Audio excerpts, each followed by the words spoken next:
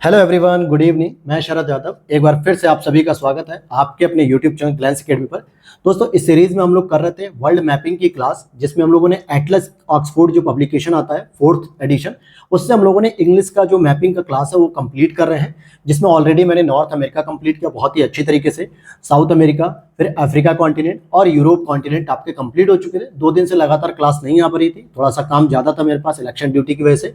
और आज हम लोग एशिया महाद्वीप की बात करेंगे, जिसमें आपके सामने डिस्प्ले पर दिख रहा होगा एशिया महाद्वीप, जिसमें रूस, China, Mongolia, Bharat, Pakistan, Saudi Arab, Iran, इंडोनेशियाई, जापान, फिलीपींस, ये सारी कंट्रीज आपके मैप में भी होगी। क्योंकि मैंने बताया कि जो भी लोग मेरे साथ क्लासेस पहले से ही कर रहे हैं तो उन्हें पता है कि हम लोग क्लास में क्या क्या लेकर बैठते हैं। सबसे पहले एटलस का मैप लेकर बैठते हैं, साथ में एक पेन लेकर बैठते हैं और एक कॉपी भी लेकर बैठ जाते हैं, और एक मार्कर हाइलाइटर, जो जरूरत पड़ने पे कुछ इंपॉर्टेंट लोकेशन मैं बताता हूं उसको हाईलाइट करते हैं और उससे रिलेटेड चीजों को वहीं पे नोट डाउन कर लेते हैं। क्योंकि इसके बाद मैं आपको हैंड रिटन नोट्स भी देता हूं कंप्लीटली, जो कि मैंने ऑलरेडी अफ्रीका के, यूरोप के, नॉर्थ अमेरिका और साउथ अमेरिका के नोट्स ऑलरेडी प्रोवाइड करा दिए हैं टेलीग्राम चैनल पे, जिसका लिंक डिस्क्रिप्शन बॉक्स में दिया गया है। इसकी इंपॉर्टेंस ये है कि जो आपके यूपीएससी लेवल के जो प्रश्न आते हैं, साथ में स्टेट पीसीएस, जैसे स्पेशली आप आरओ को देख सकते हो, यूपी पीसीएस देख सकते हो, Bihar PCS, MP PCS, Uttarakhand PCS, तो इन सभी स्टेट्स में भी राज्य स्तर पे भी पीसीएस परीक्षाओं में और यूपीएससी परीक्षाओं में ये प्रश्न पूछे जाते हैं। तो मैपिंग में क्या होता है, आप लोग जो ओरली क्लासेस करते हो उससे बेस्ट मैं आपको एटलस माउंटेन पढ़ाता हूँ, जो एटलस में, क्योंकि आप एटलस को ही अपने पास हमेशा रखते हो, तो एटलस में ही आपकी पूरी कलरफुल होनी चाहिए चीजें, हर एक चीज उसमें हाईलाइट होनी चाहिए, कौन कौन सी इंपॉर्टेंट है। तो इस वजह से मैं केवल इसी में पढ़ाता हूँ।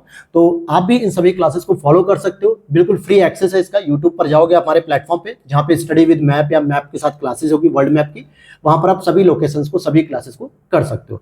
लास्ट रिक्वेस्ट रहेगी कि अगर चैनल पे पहली बार हो तो फॉलो कर लेना, और डिस्क्रिप्शन बॉक्स में टेलीग्राम चैनल उसे ही फॉलो कर लेना। शुरू करते हैं अपने हम एशिया महाद्वीप। तो आपको पता होना चाहिए कि हम लोगों ने लास्ट क्लास में क्या कवर कर लिया था। लास्ट क्लास में हम लोगों ने यूरोप को कवर किया था, और यूरोप में आपको पता है कि ये जो बाउंड्री आपके मैप में दिख रही होगी, आपके पास अगर एटलस है तो आप देखोगे यहाँ पे एक यूराल माउंटेन था, और ये वो कुछ लोकेशन थी जहां से आपका जो रूस वाला पार्ट था, रसिया वाला पार्ट था, जो यूरोप में आता था, उसको हम लोगों ने यूरोप के साथ कवर किया था। लेकिन अभी एशिया के अंतर्गत आने वाला जो इतना बड़ा पार्ट है, इसको अभी कवर करना बाकी है, जो कि हम एशिया के अंतर्गत कवर करेंगे। तो आज हम यहीं से शुरू करेंगे। और आपको भी पता है कि हम जब किसी भी लोकेशन को पढ़ते हैं तो हमारी पूरी ये कोशिश रहती है कि पहले हम कोस्टल रीजन को कवर करते हुए, चाहे उसमें वाटर बॉडीज हो या स्ट्रेट हो, जलसंधियां हो, सागर हो, महासागर हो, नदियां हो, वाटर बॉडीज के साथ हम कोस्टल रीजन के बाद हम इंडस्ट्री एरिया को भी कवर करते हैं। तो जैसे पहला ही हम देखते हैं यहाँ पर कि जरूरत पड़ने पे हम लोग पॉलिटिकल और फिजिकल दोनों मैप को देखते हैं एक साथ। मेरे पास तो पीडीएफ के फॉर्म में, लेकिन आप अपनी बुक में देख सकते हैं एटलस में। तो यहाँ पर जब आप मंगोलिया के ऊपर देखेंगे, रसिया के पार्ट में, तो यहाँ पे एक जगह लिखा हुआ लेक बैकाल। क्या लिखा हुआ है? लेक बैकाल, जो कि विश्व की सबसे गहरी झील है। तो आप यहाँ पर एक पॉइंट आउट करिए इस चीज को कि विश्व की सबसे गहरी झील है। आप इन चीजों को अगर यहीं के यहीं लिखते हो ना, तो पहली चीज की जब भी आप एटलस उठाते हो तो कुछ लोकेशन पे इंपॉर्टेंट बातें मैं जो लिखवाता हूँ वो आप वहीं लिख लेते हो, जो आपकी रिवाइज हो जाती है, तैयार हो जाती है। और जब मैं नोट्स आपको दूंगा शाम में क्लास होने के बाद, और आप उसकी पीडीएफ प्रिंट आउट करा लोगे, तो और भी रिवीजन आप कर सकते हो। तो यहां पर हम रसिया में एंट्री कर चुके हैं, और हम रसिया के अंतर्गत, एशिया के अंतर्गत आने वाले रूस को पढ़ रहे हैं, जिसमें बैकाल झील को आप लोग हाईलाइट करिए, जहां पर सबसे गहरी झील है। और इस झील के तट पर ही एक रेलवे स्टेशन स्थित है, जिसका नाम होगा आपका इरकुस्टिक, कहते हैं उसको हम। क्या कहते हैं? इरकुस्टिक। या आप यहाँ पे देख सकते हो इरकुस्टक भी लिखा होता है, कुटसक, IRKUTSK। आप इसको हाईलाइट कर लीजिए। ये ट्रांस साइबेरियन रेलवे स्टेशन का एक महत्वपूर्ण औद्योगिक केंद्र भी है। अर्थात कि रेलवे स्टेशन तो है ही है, साथ में ये इसका एक महत्वपूर्ण औद्योगिक केंद्र भी है रूस का। तो ये कई बार ऐसा होता है कि आप प्रीवियस ईयर पेपर को देखोगे तो वहां पे 2-3 बार जो ट्रांस साइबेरियन रेलवे मार्ग है, जो कि विश्व का सबसे बड़ा रेलवे मार्ग है, तो यूरोप के रसिया वाले पार्ट से लेकर और एशिया के रसिया वाले पार्ट जो व्लादिवोस्तोक है, वहां तक पूरा इसको कनेक्ट करता है, और ये दुनिया का सबसे बड़ा रेलवे मार्ग है। तो उसमें कुछ इंपॉर्टेंट रेलवे स्टेशन आते हैं, जैसे सोची हो गया और व्लादिवोस्तोक हो गया, और इस तरीके से कई सारे रेलवे स्टेशन आते हैं, जिसमें आप ये भी देख सकते हो इरकुत्स्क। ये इंपॉर्टेंट रेलवे स्टेशन लोकेशन है, तो पता होना चाहिए। और साथ में इंडस्ट्रियल एरिया भी है। अगर मैं इसी तरीके से आपको प्रशांत महासागर में जापान सागर के तट पर अवस्थित व्लादिवोस्तोक अगर मैं आपको दिखाना चाहूं, आप यहाँ पे देखोगे कि आपके यहाँ पे मैप में लिखा होगा पैसिफिक ओशियन, और पैसिफिक ओशियन में ही आपको एक छोटी सी लोकेशन देखने को मिलेगी जापान के पास, जिसे मैं ईस्ट ऑफ मतलब ईस्ट सी या जापान सी भी कह सकता हूँ। यहाँ पर आप हाईलाइट कर लीजिए। इसके पास व्लादिवोस्तोक नाम की एक लोकेशन देखने को मिल रही है। मिली आपको? व्लादिवोस्तोक, इसको हाईलाइट कर लीजिए। आप इसको लिख सकते हो कि ये ट्रांस साइबेरियन रेलवे मार्ग का पूर्वी जंक्शन है। सबसे ये पूर्वी जंक्शन है। और सबसे पश्चिमी जंक्शन क्या था, मैंने यूरोप की क्लास में पढ़ाया था, जब रसिया का यूरोप वाला हम लोग पार्ट कवर कर रहे थे तो वहां मैंने इस चीज को पढ़ाया था। और यहाँ पे हम क्या पढ़ रहे हैं, व्लादिवोस्तोक को, जो सबसे पूर्वी जंक्शन है। कौन सा जंक्शन, सबसे पूर्वी जंक्शन। और एशिया रूस का महत्वपूर्ण बंदरगाह के साथ जलयान उद्योग का भी महत्वपूर्ण है। यानी यह रूस का जो एशिया वाला पार्ट है, इसका सबसे इंपॉर्टेंट क्या हो गया कि ये जलयान उद्योग भी है। यहाँ पे क्या है, जलयान उद्योग भी डेवलप है और सबसे बड़ा बंदरगाह भी है। रूस का एक महत्वपूर्ण बंदरगाह होने के साथ जलयान उद्योग भी है। तो आप इसके बारे में लिख सकते हो कि व्लादिवोस्तोक क्यों जो है कि हाईलाइट है। आप देखोगे कि जापान सी के पास एकदम सबसे दक्षिणी बिंदु है रसिया का ये, और कह सकते हो यहाँ तक पूरी ट्रांस साइबेरियन रेलवे मार्ग आती है। तो एक तो इस पे आप लिख सकते हो कि पूर्वी जंक्शन है। दूसरा आप यहाँ पे लिख सकते हो कि यहाँ पे जलयान उद्योग का विकास होता है। तीसरा आप यहाँ पे लिख सकते हो कि बहुत बड़ा बंदरगाह भी है, रूस का महत्वपूर्ण बंदरगाह है। अब यहाँ पर हम कुछ इंपॉर्टेंट लोकेशन को कवर करेंगे। जैसे आप एक बार जरा मेरे साथ यूरोप में जरा एंट्री करिए। आपने यूरोप में हालांकि पढ़ा था, लेकिन एक बार रिवाइज आपको करा दूं। वहां पे दो हमने सागर देखे थे। आप अगर यूरोप में आ गए होगे तो आप जरा यूरोप में ऊपर, हालांकि आपके डिस्प्ले में जो मेरा मैप है वो शायद क्लियर ना दिख रहा हो, लेकिन लोकेशन में जहां पे इंडिकेट करूंगा, जिन लोगों ने मेरे साथ क्लास की है वो सारे जानते होंगे। आप देखोगे आर्कटिक ओशन में ही ये जो रेड लाइन दिख रही है, ये तो होगा यूराल पर्वत की, जो कि एक बाउंड्री है जिधर दिखाता है कि ये वाला एरिया एशिया में आता है और ये वाला एरिया किस में आता है, यूरोप में आता है। तो यहाँ पर मैंने दो सी बताए थे। एक तो ये रहा व्हाइट सी, जहां पर मैंने ओनेगा जैसी, देवीना जैसी और मेजन जैसी इतनी इंपॉर्टेंट नदियों का निकासी बताई थी। और एक और जो है कि बार्नेट सी करके आप यहां पर देख पाओगे अपने मैप में, ठीक है। अपने मैप में आप देख सकते हो, अपने एटलस में यहां पे लिखा होता है बार्नेट सी, BARNET। ये बार्नेट सी यहीं पर मौजूद है। ये दोनों ही यूरोपियन रसिया के अंतर्गत आते हैं और आर्कटिक ओशन में है। और अब हम चलते हैं एशिया के अंतर्गत, क्योंकि इन दोनों के बाद जब मैं इधर से आपको लेकर चलूंगा वेस्ट टू ईस्ट, ये क्रम भी तो आपको पता होना चाहिए, क्योंकि एग्जामिनर ये नहीं पूछा है कि वेस्ट रसिया में कौन सा है और एशिया वाले रसिया में कौन सा है। वो सीधे पूछ देगा कि भाई बार्नेट सी, व्हाइट सी, कारा सी, लेप्टेव सी और चुक्ची सागर या चुक्ची सी, इनमें कौन ईस्ट में है और कौन वेस्ट में, या वेस्ट टू ईस्ट आपको क्रम लगाने को बताएगा। तो रसिया के तट पे एक तो व्हाइट सी हमने देखा, फिर बार्नेट सी देखा, फिर इसी तरफ हम और भी सागर देखते हुए चलेंगे। तो अब आ जाइए आप मेरे साथ एशिया के महाद्वीप में। तो यहाँ पर आप पॉलिटिकल मैप में भी हाईलाइट कर सकते हो या फिर अपने फिजिकल मैप में भी हाईलाइट कर सकते हो। एक इमेजिन मैं आपको करा रहा हूँ कि यहाँ पर अभी आपने देखा था थोड़ी देर पहले व्हाइट सी इस वाले पार्ट में, और यहीं पर आपने बार्नेट सी भी देखा था। तो ये पूरा का पूरा आ गया था आपका किसमें, यूरोप में। फिर इसके बाद आप जरा हाईलाइट करिए इसको कारा सी। देखिए जहां पे मैं सर्कल कर रहा हूँ, ये रेड कलर की लाइन आ रही होगी बॉर्डर वाली, ठीक है। यहीं पर आपको कारा सी देखने को मिलेगी। कौन सा सी देखने को मिला, कारा सी, ठीक है। इसको हाईलाइट कर लिया। इसके और मैं अगर पूरब साइड में चलूंगा ईस्ट में, तो यहां पर आपको देखने को मिलेगा लेप्टेव सी। कौन सा देखने को मिलेगा, लेप्टेव सी। तो लेप्टेव सी हो गया। और इसके मैं और भी अगर पूरब साइड में चलूंगा तो यहां पर ईस्ट साइबेरियन सी देखने को मिलेगा, ठीक है। आज कोशिश रहेगी मेरी कि पूरा एशिया आज की क्लास में कंप्लीट करा दूं।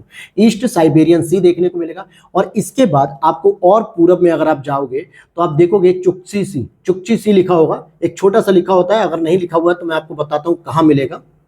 आप अपने फिजिकल मैप में यहां पर एक लोकेशन देखेंगे, केप करके लिखा होगा, केप डिजानवा, ठीक है। यहीं पर आप हाईलाइट कर लीजिए, कुछ इस तरीके से यहीं पर आप हाईलाइट कर लीजिए और यहीं पर आप लिख लीजिए चुक्ची सी। इसमें लिखा नहीं होगा आपके, CHUKCHI। क्या नाम, क्या स्पेलिंग मैंने बताई, KCHI। ये हो गया चुक्ची और इसको सी बोलते हैं, ठीक है। तो इस तरीके से आप इसे हाईलाइट कर सकते हो इसी जगह पे जहां पे मैंने ये आपको बताया, ठीक है, ये वाला एरिया। क्योंकि यहाँ पर आपके किताब में दिख रहा होगा बेरिंग स्ट्रेट, लेकिन हमें बेरिंग स्ट्रेट तक नहीं जाना है क्योंकि वो पैसिफिक ओशन में जाती है।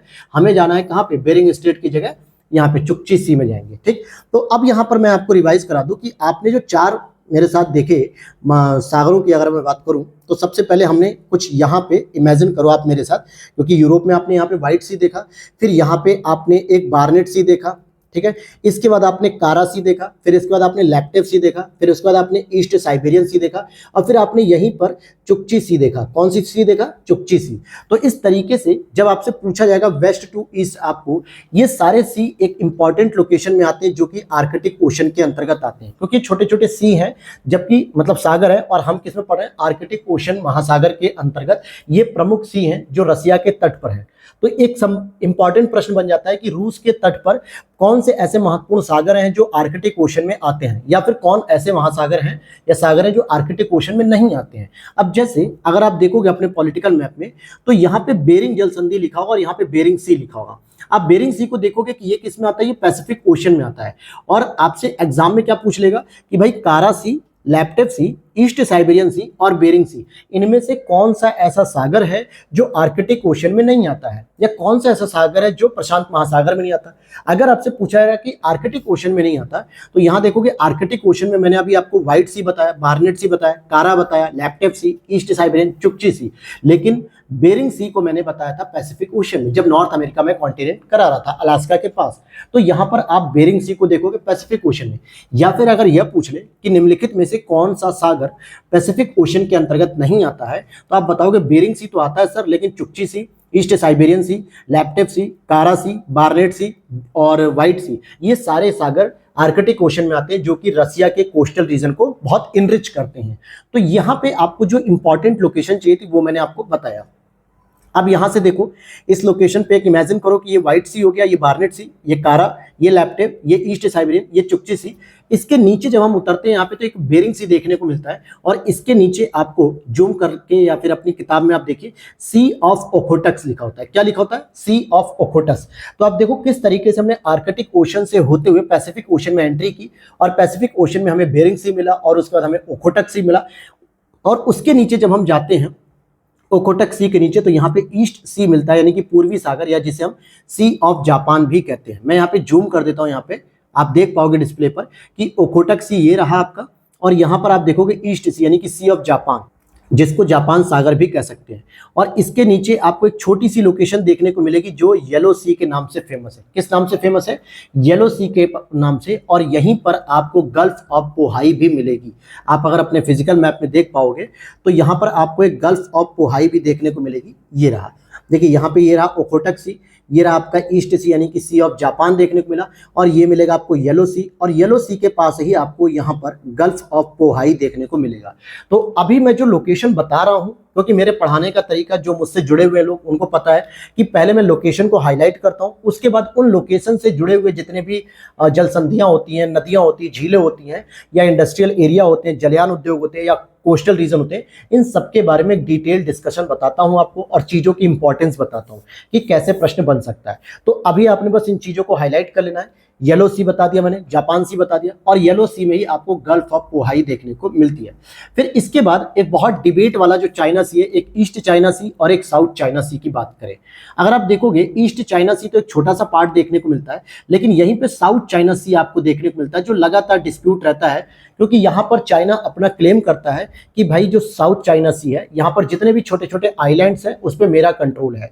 लेकिन कुछ देश है जैसे फिलीपींस, जापान, ये सब कहते हैं कि नहीं हमारा कंट्रोल है, और इसको लेके आसियान देशों का अक्सर तनाव बना रहता है चाइना के साथ साउथ चाइना सी में।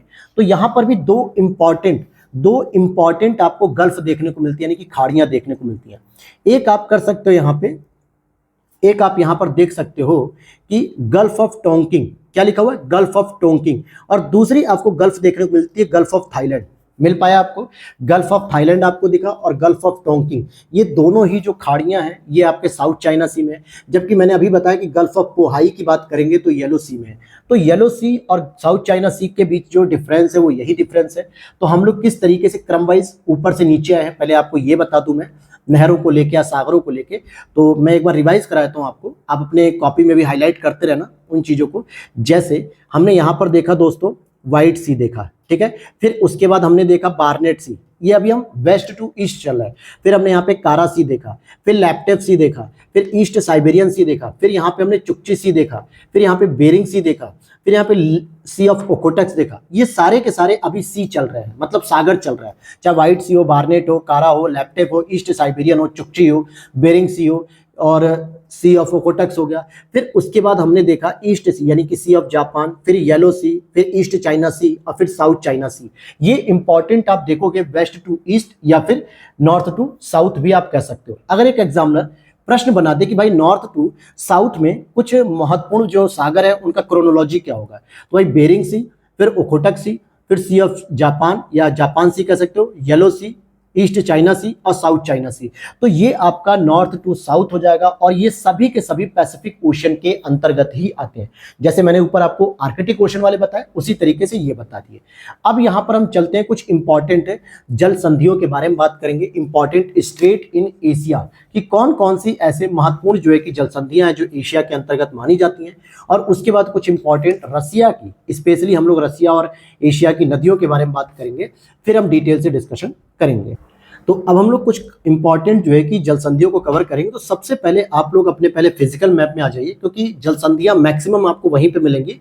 हालांकि आपके डिस्प्ले पर जो मेरा मैप दिख रहा है वो थोड़ा सा ब्लर दिख सकता है, क्लियर ना भी दिख रहा हो, लेकिन आप अगर अपने एटलस में ढूंढेंगे उस लोकेशन पे जहां पे मैं हाईलाइट कर रहा हूं तो वहां डेफिनेटली आपको लिखा हुआ मिलेगा, क्योंकि अगर आप ऑक्सफोर्ड एटलस को फॉलो कर रहे हैं वो भी इंग्लिश लैंग्वेज वाले। तो सबसे पहले आपको मैं बताना चाहूंगा ततर जल स्टेट। ततर जल स्टेट के नाम से भी होगा या गल्फ के नाम से भी आपको देखने को मिल सकता है। यहाँ पे आप हाईलाइट कर लीजिए। ओखोटक सी के नीचे आपको देखने को मिलेगा गल्फ ऑफ टार्टरी भी लिखा होगा, वैसे इसे ततर भी बोल दिया जाता है आम भाषा में इजीली करने के लिए। वैसे इसमें टार्टरी लिखा होगा, क्या लिख रहा है, गल्फ ऑफ टार्टरी भी कह सकते हो, ततर स्टेट भी कह सकते हो, जल संधि। दूसरे नंबर पे आप देखोगे उसी के राइट साइड में थोड़ा सा डाउन में जाओगे तो वहां पे आपको सोया स्टेट देखने को मिलेगा। खाने वाला सोया नहीं है दोस्तों, ये आपको देखो डिस्प्ले पे मैंने हाईलाइट किया कि गल्फ ऑफ टार्टरी यहाँ पे लिख सकते हो, और ये रहा आपका सोया स्टेट सेकंड नंबर पे। तीसरे नंबर पे जो आप जल संधि देखोगे वो देखोगे टी साइलेंट रहता है, क्योंकि मैंने आपको वर्ल्ड ज्योग्राफी की जो मेंस ओरिएंटेड क्लास करा रहा था सुनामी, तो मैंने बताया था कि जापान में टी शब्द को मैक्सिमम जगह साइलेंट कर दिया जाता है। तो इसी तरीके से यहाँ पे लिखा हुआ TSUGARU स्टेट, जिसे हम लोग सुगारू स्टेट भी बोल सकते हैं। क्या बोलेंगे, सुगारू स्टेट, क्योंकि टी यहाँ पर साइलेंट हो जाएगा। 3 स्टेट मिल गए। इसके बाद आप और नीचे आओगे तो जहां पे कोरियन पेनिनसुला लिखा हुआ है तो यहाँ पर एक कोरिया स्टेट भी देखने को मिलेगा। क्या मिलेगा, कोरिया स्टेट देखने को मिलेगा। इसके बाद और नीचे आओगे आप तो एक जल संधि देखने को मिलेगी जिसको हम लोग फार्मोसा जल संधि भी कहते हैं। हालांकि ताइवान का ही पुराना नाम फार्मोसा है, तो यहाँ पे आपको ताइवान स्टेट देखने को मिलेगा ईस्ट चाइना सी में। अब यहाँ पर ताइवान को हम एक और नाम भी दे सकते हैं, फार्मोसा भी कह देते हैं, FARMOSA। ये फार्मोसा जल संधि भी हम इसे कह सकते हैं। और इसी के नीचे आपको फिलीपींस में एक लुजोन नाम की जगह देखने को मिलेगी, और यहाँ पे ये जो वाटर बॉडीज है आप इस तरीके से बना सकते हो, कुछ इस तरीके से इंडिकेट कर लीजिए, और इसको आप लिख सकते हो LUZON, लुजोन स्टेट। ठीक है, यहाँ पर एक लुजोन स्टेट है। तो जिन लोगों ने मेरे साथ लगातार क्लासेस की होंगी उसमें से कई सारे लोग अब तक तो उत्तर भी निकाल चुके होंगे कि जो ताइवान स्टेट है, फार्मोसा स्टेट है, वो किसे किसे जोड़ेगा, किसे अलग करेगा, लुजोन स्टेट किस वाटर बॉडीज को कनेक्ट करेगा और किस वाटर बॉडीज को अलग कर रहा है। जो रेगुलर मेरे साथ ये मैपिंग की क्लास कर रहे होंगे उन्हें ये पता होगा कि किस तरीके से इसकी कनेक्टिविटी बनती है। और जो पहली बार क्लास कर रहे हैं उनके लिए तो मैं यही सजेशन दूंगा कि पहले आप नॉर्थ अमेरिका कवर करिए, साउथ अमेरिका, फिर उसके बाद अफ्रीका, फिर उसके बाद यूरोप। जिस सीरीज में मैं लेके आ रहा हूँ, जिस क्रोनोलॉजी से मैं आपको पढ़ा रहा हूँ, उसी क्रोनोलॉजी को अगर आप फॉलो करते हो तो आपको बहुत ज्यादा बेनिफिट आपको मिलेगा। तो यहाँ पर अब आप देखोगे कि कहां तक हम लोग पहुंच गए, हम लोग पहुंच चुके हैं लुजोन तक। अब लुजोन के नीचे जब आप और नीचे आओगे तो यहां पर आप बोर्नियो आइलैंड के पास आप देखोगे, बोर्नियो आइलैंड के पास यहां पे लिखा होगा स्टेट ऑफ मकासर, ठीक है, जिसको मकासार भी बोल सकते हैं, मकासार करके। तो यहां पर आप देखोगे स्टेट ऑफ मकासार। इसके बाद एक सबसे इंपॉर्टेंट इसी के नीचे और देखने को मिलेगा इंडोनेशिया में, जहां जकार्ता लिखा हुआ है, इसी के बाद आपको स्टेट देखने को मिलेगा सुंडा स्टेट, सुंडा जल संधि। कई बार हम लोग देखते हैं कि बहुत हाईलाइट है ये, तो यहाँ पर आपको सुंडा आइलैंड भी देखने को मिलेगा और सुंडा स्टेट भी देखने को मिलेगा। फिर यहाँ से हम सीधे चले जाएंगे स्टेट ऑफ होर्मुज, यानी कि पूरे भारत को छोड़ते हुए हम सीधे आ जाएंगे स्टेट ऑफ होर्मुज, यानी कि होर्मुज की जल संधि। जहाँ पे द गल्फ लिखा हुआ है या गल्फ ऑफ ओमान लिखा हुआ है, वहां पर आपको देखने को मिलेगा स्टेट ऑफ होर्मुज, होर्मुज की जल संधि। क्या क्या मिला, होर्मुज की जल संधि। तो अब एक बार जरा शॉर्ट रिवीजन कर लीजिए मेरे पास, मतलब मेरे साथ बैठ के, कि क्या क्या आपने जल संधियां पढ़ी। जरा अपने मोबाइल में देखिए या फिर आप अपने मैप में भी देखिए, जहां जहां पे मैं स्टेट बोल रहा हूं। तो सबसे ऊपर हमने देखा ओखोटक सी के नीचे स्टेट ऑफ ततर या एक ततर की खाड़ी, उसके साइड में मैंने सोया स्टेट आपको दिखाया। उसके नीचे मैंने आपको सुगारू स्टेट भी दिखाया, जस्ट सुगारू स्टेट मैं हाईलाइट भी कर रहा हूँ डिस्प्ले पर, आप देख सकते हो। उसके नीचे हम लोगों ने कोरिया स्टेट देखा। उसके नीचे हम लोगों ने ताइवान स्टेट को हमने फार्मोसा स्टेट के नाम से देखा। वहीं पर फिलीपींस में लुजोन था, जिसे हम लोगों ने लुजोन स्टेट के नाम से देखा। और लुजोन के बाद हम और नीचे जाते हैं बोर्नियो आइलैंड के पास, तो यहाँ पर हमने देखा बोर्नियो के पास मकासर स्टेट, जो कि स्टेट ऑफ मकासर के नाम से जानते हैं। वहीं हमने जकार्ता के पास सुंडा स्टेट को देखा, और सुंडा स्टेट के बाद हमने स्टेट ऑफ हॉर्मुज को देखा, जो आपके यहाँ पर है अबू धाबी वाले क्षेत्र में, जहाँ द गल्फ है, तो यहाँ पर स्ट्रेट ऑफ हॉर्मुज को भी हमने देखा। तो ये कुछ इंपॉर्टेंट जो है कि जल संधियाँ थी। अब इसके बाद मैं और भी कुछ इंपॉर्टेंट लोकेशन आपको दिखाना चाहूंगा जल संधियों के नाम पे, जिसे आप हाईलाइट कर लीजिए। जैसे मैंने ऑलरेडी पहले गल्फ ऑफ टोंकिंग और गल्फ ऑफ थाईलैंड ऑलरेडी मैंने हाईलाइट करा दिया था। यहाँ पर लेकिन कुछ इंपॉर्टेंट और जल संधियां रह रही हैं जिसको आपको हाईलाइट कर लेना चाहिए मेरे हिसाब से। जैसे यहाँ पर देखोगे तो यहाँ पे लिखा हुआ है मलक्का पैसेज, एक इंपॉर्टेंट ये भी है, मलक्का की पैसेज ये भी इंपॉर्टेंट है। लेकिन ध्यान देना कि वो मलक्का पास है, और यहाँ पर आपको देखने को मिलेगा स्टेट ऑफ मलक्का, ठीक है, अंडमान सी के पास देखने को मिलेगा, अर्थात सुंडा स्टेट के ऊपर है। क्या मिला? State of Malacca. ये भी इंपॉर्टेंट है, मलक्का की खाड़ी और मलक्का की जलसंधि, जो कि बहुत ही इंपॉर्टेंट हो जाता है। उसी के नीचे आपको सुंडा आइलैंड भी देखने को मिलेगा, इसे भी आप हाईलाइट कर लीजिएगा। तो चलिए अब हम इसके बारे में और डिटेल से समझते हैं, फिर हम और भी इंपॉर्टेंट जो सी है, जो सागर हैं, उनके बारे में भी हम चीज़ों को पढ़ते हुए चलेंगे। तो इससे पहले मैं आपको और भी जो नदियां हैं इंपॉर्टेंट, जैसे स्पेशली रशिया के अंतर्गत या एशिया में, तो इंपॉर्टेंट नदी जैसे आप देखोगे तो ओब नदी आपको देखने को मिलेगी। यहाँ पे देखो हाईलाइट कर रहा हूँ मैं, रशिया के अंतर्गत। और ये जो ओब नदी है ये सभी की सभी आर्कटिक क्षेत्र में जाकर निकलती है। इनकी जो निकासी है ये महत्वपूर्ण नदी होने के साथ आर्कटिक क्षेत्र में ही निकासी है। जैसे मैंने व्हाइट सी और बार्नेट सी में बताया था कि इनकी भी निकासी एशिया महाद्वीप से आर्कटिक ओशन में आती है। जैसे आपको मेजन नदी बताई थी, पेचोरा नदी बताई थी, येनेसी नदी बताई थी, ये सब कुछ इंपॉर्टेंट नदियां थी। जो देवीना नदी बताई थी, ये सभी। येनेसी नहीं बताई होगी, येनेसी तो अभी हम करेंगे इसको। तो देखिए, एक तो ओब नदी आपको देखने को मिल रही है, इस तरीके से आप इसका निकासी भी देख सकते हो, इधर है। साथ में येनेसी नदी भी आपको सेकंड नंबर पे देखने को मिलेगी, इस तरीके से येनेसी नदी को भी हाईलाइट कर लीजिए। थर्ड नंबर पे आपको लीना नदी देखने को मिलेगी, ये रही लीना नदी, कुछ इस तरीके से आएगी। फोर्थ यहाँ पे लिखा भी है डेल्टा ऑफ लीना। और फोर्थ नंबर पे आपको एक कोलियामा नदी देखने को मिलेगी, कोलियामा नदी यहाँ पर देखने को मिलेगी, इसका भी यहाँ पे निकासी है। और फिफ्थ नंबर पे आपको एक आमूर नदी देखने को मिलेगी, जो ये है, ठीक है, आमूर नदी। इन सभी का जो है कि आर्कटिक मतलब एशियाटिक रशिया के अंतर्गत ये आती हैं, और जिसमें एक आमूर नदी ऐसी है जो आपके पैसिफिक ओशन में जाती है। अदरवाइज सारी प्रमुख नदियां जो है कि आर्कटिक ओशन में गिरती हैं। तो कौन कौन सी हमने नदी देखी थी? जैसे ये वोल्गा देखी थी, यूराल देखी थी, यहाँ पर कुछ नदियां, फिर उसका ओब नदी देख ली, येनेसी नदी देखा, फिर यहाँ पर आपने एक लीना नदी देखी, फिर कोलियामा नदी देखी, और यहाँ पे आमूर नदी देखी। अब जरा हम डिटेल से इसको पढ़ना चाहेंगे, और आप डिटेल जो मेरी सुनना, आप इसको ध्यान से सुनना, क्योंकि यही इंपॉर्टेंट रहेगा। और इसके साथ मैं आपको नोट्स भी प्रोवाइड करा दूंगा, तो आपको परेशानी नहीं होगी चीज़ों को देखने में।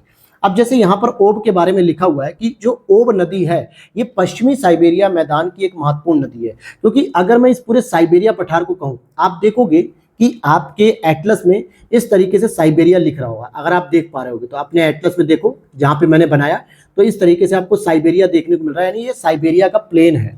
और उसमें भी अगर आप देखोगे तो यहाँ पे आपको लिख रहा होगा इस तरीके से वेस्ट साइबेरिया प्लेन्स, इसको हाईलाइट करिए। ये वेस्ट साइबेरियन प्लेस मतलब कि प्लेन्स है, जो मैदानी क्षेत्र है। फिर यहाँ पे सेंट्रल साइबेरियन प्लेटू है, यानी कि सेंट्रल साइबेरिया प्लेटू भी एरिया देखने को मिलेगा। तो इस तरीके से आप इसको हाईलाइट कर सकते हो। अब यहाँ पर क्या देखने को मिलेगा, मैं जो बता रहा हूँ उसको पढ़ना, कि जो ओब है, ओब नदी जो है, ये पश्चिमी साइबेरिया मैदान की एक महत्वपूर्ण नदी है। क्योंकि ये पश्चिमी साइबेरिया मैदान है जिसका निकास कारा सी, यानी कि कौन से सी में जाके निकलती है, इसका निकास जो होता है ये कुछ इस तरीके से कारा सी में आके गिरती है। कारा सी कहाँ से समझता है? आर्कटिक ओशन से। तो कारा सी के ओब की खाड़ी में जाकर गिरती है, यानी आप यहाँ पे लिख सकते हो कि ओब की खाड़ी भी यहाँ पे देखने को मिल जाएगी आपको। ओब, गल्फ ऑफ ओब देखने को मिल सकती है, जो कि कारा सी के अंतर्गत आती है। वहीं येनेसी नदी की मैं बात करूं तो यहाँ पर आप येनेसी नदी को भी देख सकते हो, ये रहा सेकंड नंबर पे येनेसी नदी। यह भी पश्चिमी साइबेरिया के मैदान को सेंट्रल साइबेरिया की उच्च भूमि से अलग करती है। कैसे अलग करेगी? क्योंकि आप देखोगे यहाँ पे लिखा हुआ है सेंट्रल साइबेरिया मैदान, और यहाँ पे लिखा वेस्ट साइबेरियन मैदान, और इसके बीच में येनेसी नदी जाती है, जो क्या करती है? सेंट्रल साइबेरिया मैदान को पश्चिमी साइबेरिया मैदान से अलग करती है। और इसका भी निकास, जैसे कि ओब नदी का निकास था, वैसे इसका भी निकास कारा सी में देखने को मिलता है। और लेकिन दोनों का ही निकास अपनी अपनी खाड़ी में होता है। जैसे ओब का निकास यहाँ पे हो रहा है, ओब की खाड़ी में, येनेसी का निकास यहाँ पे हो रहा है, तो यहाँ पर येनेसी की खाड़ी भी लिख दिया जाएगा। तो आप लिख भी सकते हो येनेसी की खाड़ी कहाँ पे है, ओब की खाड़ी कहाँ पे है, तो आप इस तरीके से लिख सकते हो गल्फ ऑफ ओब और गल्फ ऑफ येनेसी। लेकिन ये दोनों ही, आप देखोगे कि ये दोनों ही नदियां कारा सी में जा रही हैं, अर्थात आर्कटिक ओशन में जाती हैं। इसके बाद बैकाल झील से निकलने वाली एक और महत्वपूर्ण नदी है जिसको हम अंगारा नदी भी कहते हैं, जो येनेसी की एक महत्वपूर्ण नदी है। यहाँ पे आप देखोगे ये रहा अंगारा नदी और ये रही लेक ऑफ बैकाल। तो यहाँ से ये निकल के आती है और ये येनेसी की सहायक नदी हो जाती है, जबकि येनेसी आपकी नीचे से पहले ही आ रही है। तो इसे हाईलाइट कर लीजिए कि अंगारा नदी को आप लिख सकते हो कि ये क्या हो जाएगी, एक सहायक नदी हो जाएगी। अगर आप नहीं भी लिखना चाह रहे हो तो आप इस तरीके से पेन से भी हाईलाइट कर सकते हो और फिर यहाँ पे येनेसी को ऊपर ले जाके एक पेन से हाईलाइट कर दीजिए। और इसी झील से यानी बैकाल झील से निकलने वाली एक दूसरी इंपॉर्टेंट नदी है लीना नदी। आप देखोगे कि इसी बैकाल झील से आपकी एक और इंपॉर्टेंट नदी इस तरीके से निकलती हुई जा रही है, इस तरीके से लीना नदी, और ये आपके लीना के डेल्टा में अर्थात लैप्टेप सी के अंतर्गत आती है। तो कारा सी में आपने दो इंपॉर्टेंट नदियां देखी, ओब नदी, येनेसी नदी। वहीं आपने लैप्टेप सी में देखी एक इंपॉर्टेंट नदी लीना नदी, जो कि वहां पे अपना डेल्टा भी बनाती है। और यह नदी सेंट्रल साइबेरिया की जो उच्च भूमि थी उसे वर्कोयांस्क पर्वत से अलग करती है। कैसे करती है, आप यहाँ पे देखोगे ये रहा सेंट्रल साइबेरिया माउंटेन और यहाँ पे वर्कोयांस्क माउंटेन है या रेंज लिखा हुआ है, आप इसको हाईलाइट करिए। और यहीं से ये नदी जाती है, जो इस नदी को क्या करती है, ये नदी ये सेंट्रल साइबेरियन जो प्लेटू वाला भूमि है, उच्च भूमि, और वर्कोयांस्क जो माउंटेन वाला क्षेत्र है, इसके बीच में जाके इन दोनों के बीच में एक डिवाइडेशन कर रही है। क्योंकि वाटर बॉडीज हमेशा स्थल खंड के बीच में डिवाइडेशन करती है और दो वाटर बॉडीज को कनेक्ट कर देती है। वहीं कोलियामा पर्वत की बात करें, क्योंकि कोलियामा नदी भी थी, और यहाँ पर आपको कोलियामा रेंज यहाँ पर देखने को मिलेगा। सी ऑफ ओखोटक्स के ऊपर देखिए आप, जहाँ पे मैंने हाईलाइट किया अभी, यहाँ पर मिलेगा आपको कोलियामा पर्वत से निकलने वाली जो कोलियामा नदी है। कुछ इस जगह से आपको निकलती हुई दिखेगी कोलियामा नदी, आप देख सकते हो। तो यहाँ से जो कोलियामा नदी है पूर्वी साइबेरिया की एक महत्वपूर्ण नदी है, क्योंकि ये वाला जो साइबेरिया का जोन है ये आपका ईस्टर्न साइबेरियन जोन हो गया, यानी कि पूर्वी साइबेरियन जोन हो गया।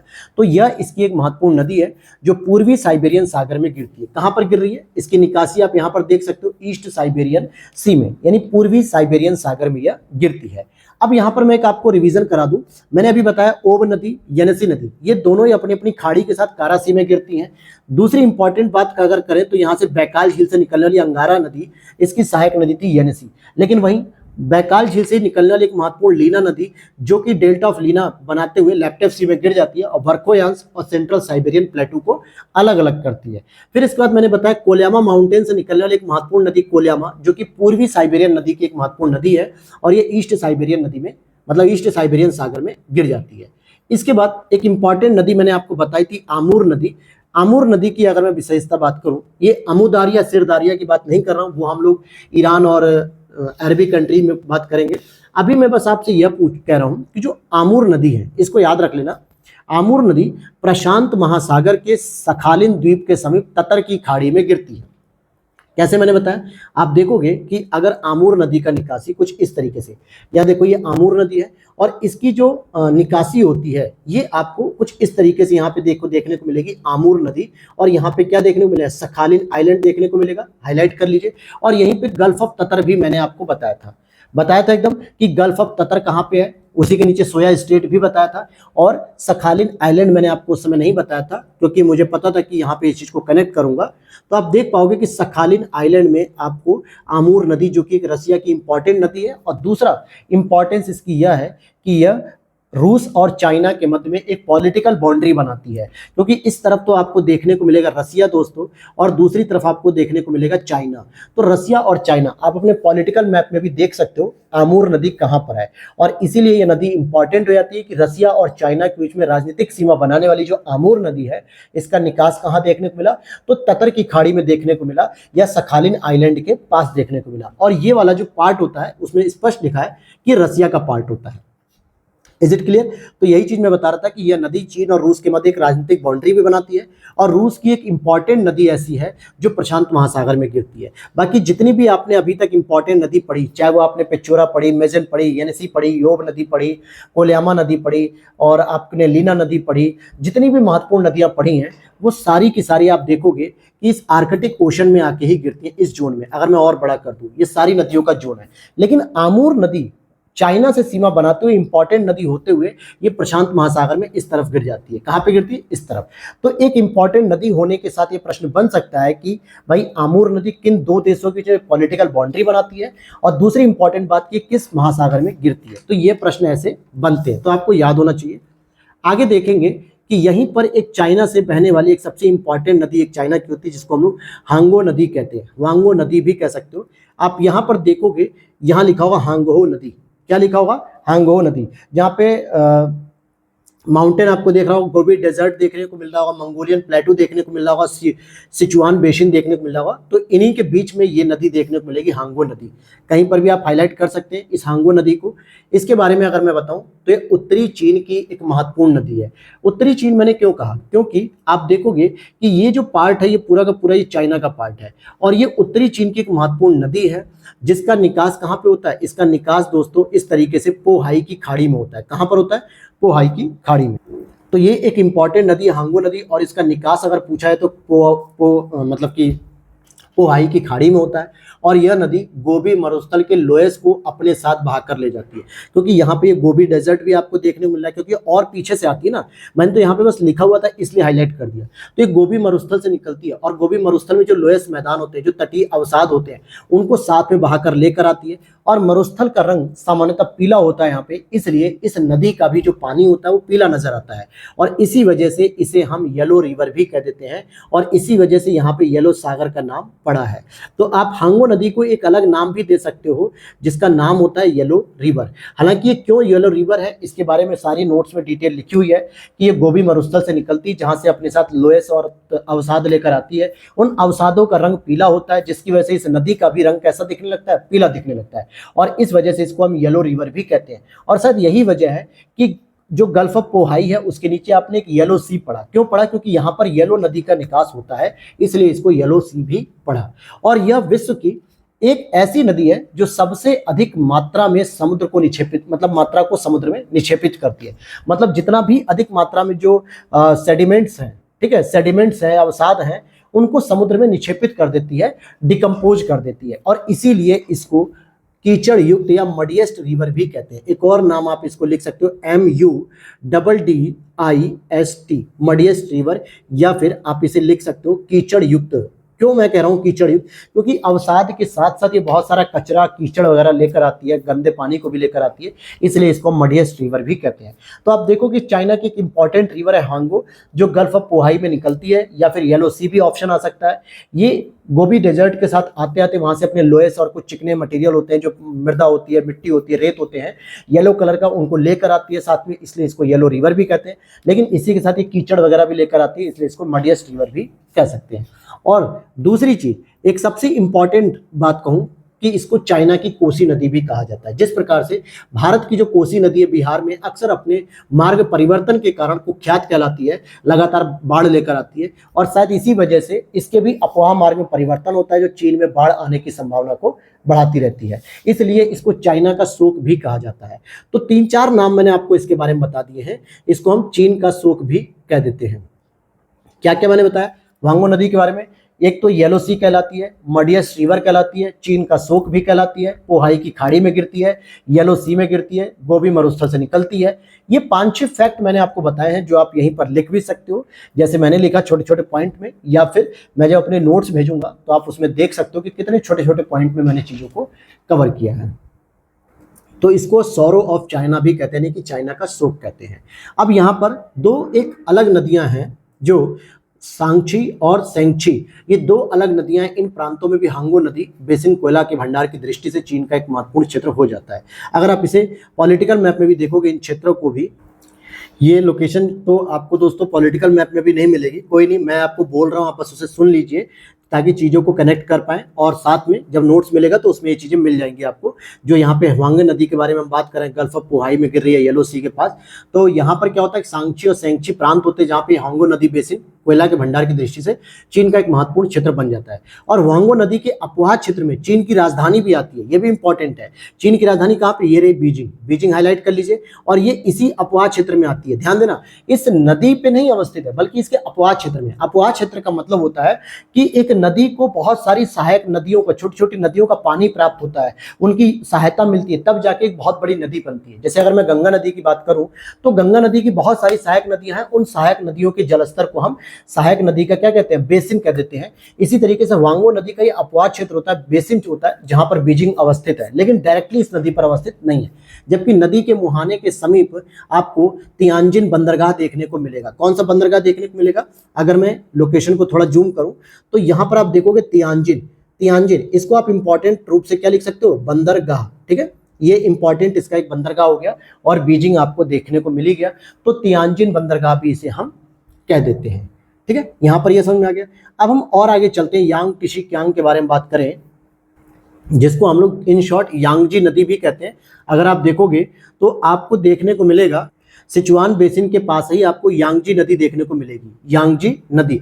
इसके बारे में एक इंपॉर्टेंट फैक्ट आप लिख लीजिए, सबसे इंपॉर्टेंट क्या है वो, ये एशिया की सबसे लंबी नदी है, यानी ये एशिया कॉन्टिनेंट की सबसे लंबी नदी है। आप लोग गंगा सोचते हो, ब्रह्मपुत्र सोचते होंगे, ऐसा नहीं है, ये सबसे लंबी नदी है एशिया की, जो ईस्ट चाइना सी में गिरती है। कहाँ पे गिरती है, ईस्ट चाइना सी में। इसका जो निकास होता है दोस्तों कुछ इस तरीके से ईस्ट चाइना सी में गिरती है। और इस नदी पर 3 बड़े इंपॉर्टेंट जो है कि डैम बनाए गए हैं, जिसका भारत ने भी लगातार विरोध किया है, क्योंकि इससे काफी नुकसान हो रहा था भारत को। तो यहां पर आप देखोगे यांगजी नदी के बारे में 3 महत्वपूर्ण डैम बनाए गए हैं यहाँ पे। अगर मतलब लिख सकते हो यहाँ पे यांगजी नदी पर ही लिख सकते हो इस तरीके से हाईलाइट करके कि थ्री गॉर्ज डैम। ठीक है, 3 गॉर्ज डैम लिख सकते हो आप इस तरीके से, ऐसे मतलब 3 गॉर्ज डैम, बड़े स्तर के डैम बनाए गए, जो विश्व का सबसे बड़ा और सबसे लंबा बांध भी है। और इस नदी के मुहाने के समीप अवस्थित संघाई चीन का सबसे बड़ा बंदरगाह भी है। इसी नदी का जो मुहाना है, अगर आप पॉलिटिकल मैप में देखोगे तो यहाँ पर यांगजी नदी के मुहाने पर संघाई नाम की एक जगह देखने को मिलती है। ये देखो यांगजी नदी है और इसके तटीय क्षेत्र पे जब आप आओगे इस तरीके से तो यहाँ पे आपको संघाई देखने को मिलता है, और ईस्ट चाइना सी में तो ये गिरती है। तो संघाई एक महत्वपूर्ण बंदरगाह क्षेत्र भी बन जाता है, और साथ में यह जलयान उद्योग के लिए भी फेमस है। क्या है, चाइना का सबसे फेमस शहर है संघाई, राजधानी क्या है, बीजिंग। तो बीजिंग देखोगे आप हांगो नदी बेसिन के अंतर्गत आता है, जबकि तियानजिन वहां का बंदरगाह होता है। इसी तरीके से यांगजी नदी जो है एशिया की सबसे लंबी नदी होने के साथ साथ 3 गॉर्ज डैम भी इस पर है, और यह इसके मुहाने पर या इसके तटीय क्षेत्र में संघाई देखने को मिलता है। तो आप कह सकते हो कि संघाई का जो अवस्थिति है, लोकेशन है, वो यांगजी नदी के तट पर स्थित है। एक यह भी प्रश्न बन जाता है। और संघाई में जलयान उद्योग के साथ साथ आप देखोगे वस्त्र उद्योग का भी अधिक विकास हुआ है। तो आप वस्त्र उद्योग पे भी हाईलाइट कर लो, ऐसे प्लस करके जोड़ सकते हो। और इसी कारण इसे चीन का मैनचेस्टर भी कहा जाता है। संघाई को क्या कहा जाता है, चीन का मैनचेस्टर। अच्छा, मैनचेस्टर क्यों कहते हैं, ये मैंने आपको दिखा दिया था। यूरोप के मैप में इंग्लैंड में एक लोकेशन है मैनचेस्टर नाम से, जहां पे वस्त्र इंडस्ट्री बहुत तेजी से, कपड़ा इंडस्ट्री बहुत तेजी से ग्रो करती है, और इसीलिए जहां जहां भी कपड़ा इंडस्ट्री ग्रोथ करती है तो उसे मैनचेस्टर से कंपैरिजन कर देते हैं। जैसे हमारे भारत में मुंबई को भी मैनचेस्टर कहते हैं, अहमदाबाद को भी कहते हैं, कानपुर को भी कहते हैं, तमिलनाडु को भी कहते हैं, कोयम्बटूर को भी अलग अलग परिभाषा के अनुसार या अलग अलग पॉइंट के अनुसार हम मैनचेस्टर कहते हैं। जैसे जापान का ओसाका मैनचेस्टर है। तो इसका मतलब क्या हुआ, ये मैनचेस्टर का मतलब है कि यहाँ पर कपड़े की इंडस्ट्री बहुत डेवलप है। इसी तरीके से चाइना में भी हमने संघाई को मैनचेस्टर का दर्जा दिया है। क्लियर हुआ ये चीजें। अच्छा, ये क्लियर हो गया। तो अगर हम आगे बढ़े तो यांगजी जो नदी है इसके तट पर अवस्थित एक वुहान नाम का शहर भी देखने को मिलेगा। आपको क्या देखने को मिलेगा, वुहान नाम का। सेंट्रल और दक्षिणी चीन में लौह इस्पात और भारी इंजीनियरिंग उद्योग के कारण मतलब एक इंपॉर्टेंट पार्ट बनता है ये। यहाँ पर आप देख पाओगे कि यांगजी के ही तट पर, यानी कि यांगजी के ही अपवाद क्षेत्र में एक वुहान नाम की लोकेशन भी पड़ती है, वुहान। ठीक है, ये वही वुहान है जहाँ से बहुत कोरोना वायरस का जो है कि बहुत वो किया गया था कि यहाँ से इसको लैब में टेस्ट किया गया है, और यहीं से चाइना ने इस आतंकी हमला किया, एक तरीके से वायरस का हमला। तो ये वुहान है, और ये दक्षिणी और सेंट्रल चाइना का लॉ इस्पात इंडस्ट्री के लिए फेमस है। तो किसके लिए फेमस है, ये लॉ इंडस्ट्री के लिए। और वहीं पे एक चोंगकिंग करके भी देखोगे कि यह एक कागज इंडस्ट्री के लिए फेमस है। आप यहाँ पे देख सकते हो चोंगकिंग को इस तरीके से, आप इसको भी लिख सकते हो कि एक कागज उद्योग के लिए फेमस है। ठीक है, कागज उद्योग इस तरीके से छोटा छोटा आप लिखना सीख गए होगे अब तक मेरे साथ मैप की क्लास में।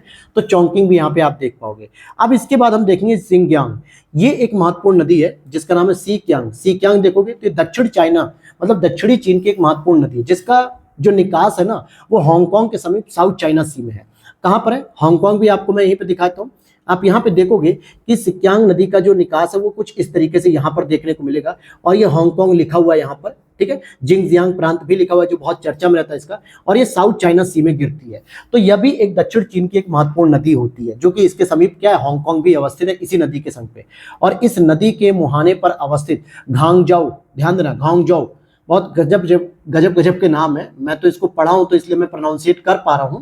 हालांकि आप लोग अगर पहली बार पढ़ रहे होगे ना, तो मैं गारंटी कह रहा हूं कि आप 100 मतलब अपने जितने भी अभी तक वर्ड हुए, अगर आप ये हिंदी में पढ़ते तो शायद आपको प्रोनाउंशिएट करने में भी दिक्कत आती, इसलिए मैंने इंग्लिश में कहा कि इजीली आप इसे प्रोनाउंशिएट कर पाओगे। तो घोंजाओ इसे कहते हैं। और अक्सर आप जब कोरियन मूवी देखते हो, साउथ चाइना मतलब चाइनीज मूवी देखते हो, तो वहां पे इन शब्दों का प्रयोग किया जाता है। तो घोंजाऊ है, ये दक्षिणी चाइना का एक महत्वपूर्ण बंदरगाह भी है, और हांगकांग के समीप अवस्थित होने के कारण इस बंदरगाह का भी अधिक महत्व बढ़ जाता है, हांगकांग के पास अवस्थित होने के बावजूद। अब यहाँ पे एक इंपॉर्टेंट नदी है जिसको हम होंग नदी भी कहते हैं या रेड नदी भी कहते हैं। अगर आप पॉलिटिकल मैप में देखोगे तो आपको यहाँ पे होंग लिखा हुआ देखने को मिलेगा। अगर आप यही चीज फिजिकल मैप में देखोगे तो यहाँ पर आपको रेड नदी लिखा हुआ देखने को मिलेगा। ये रहा, देखिए ये रहा ना रेड, तो रेड भी लिखा हुआ देखने को मिलेगा और होंग भी लिखा हुआ देखने को मिलेगा। तो दोनों ही नाम लिखेंगे, एक जगह पॉलिटिकल में आपको होंग लिखा हुआ देखने को मिलेगा और फिजिकल में आपको रेड। तो कंफ्यूज नहीं होना है।